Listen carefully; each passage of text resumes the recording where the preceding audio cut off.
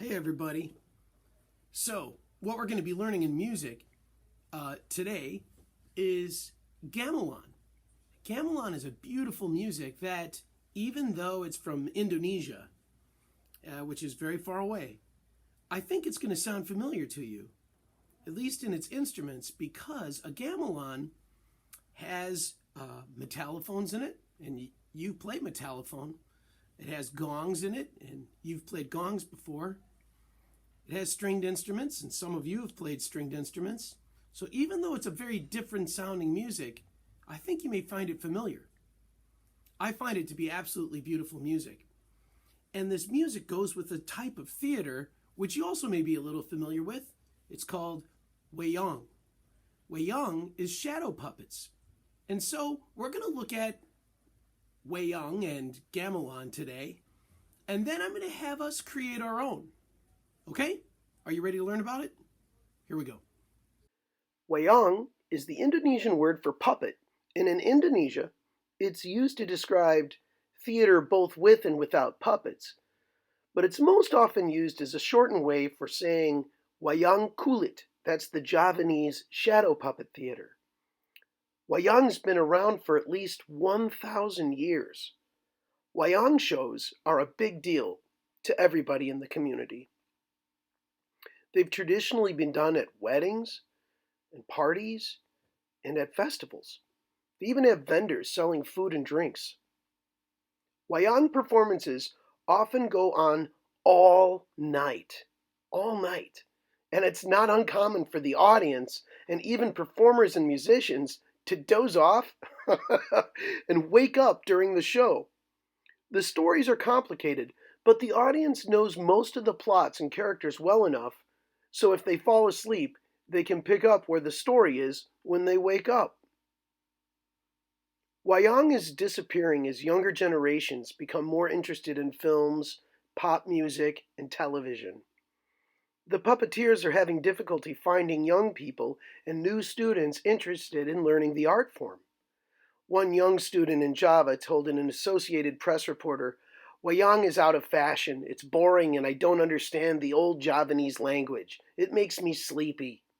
And another student said, "I think we should preserve our traditional culture, but Wayang for the young generation is not interesting.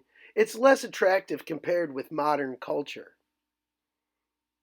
The Wayang stories are usually mythical battles involving gods and kings, good and evil, engaged in constant mystery and conflict, while the common people stand aside in powerless awe.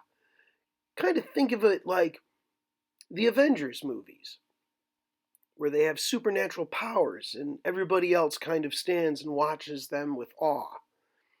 In most cases, the heroes prevail in the end because they have the virtue and self-discipline to direct all their supernatural energy to defeat the enemy.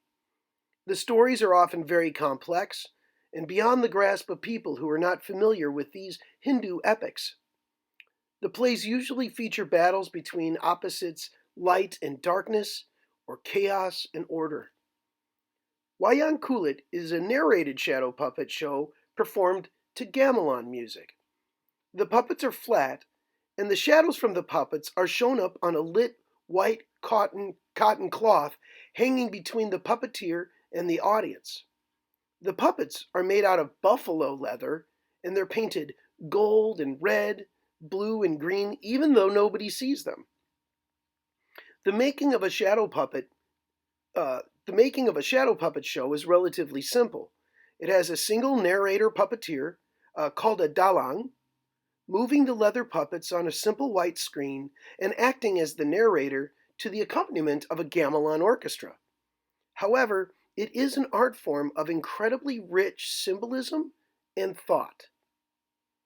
When the play begins, the gunungan, a shadow puppet resembling a spire or a tree, is removed from in front of the screen. The gunungan is a symbol of the Wayang world and is a kind of curtain marking the beginning of the play, changes of any scenes they have, and at the end.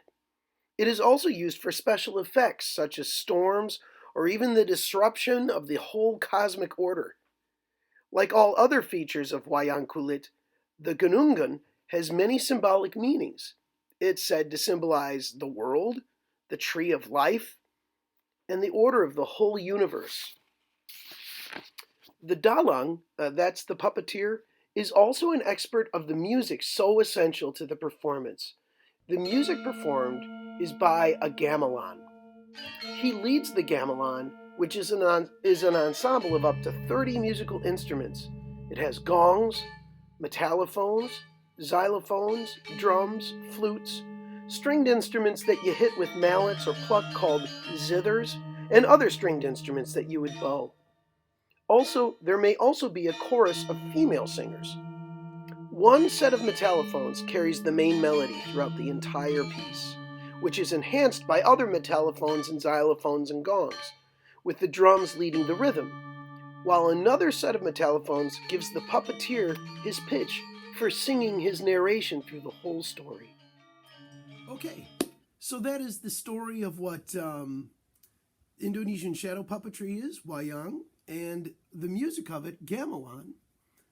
And so now in our next session, we're going to start listening to gamelan music while we create our own story of good versus evil and supernatural stuff. And we're going to start making our own puppets, and then you will be the narrator of your own story to the gamelan music, which will be beautiful and fun. So I'll see you next time. Bye.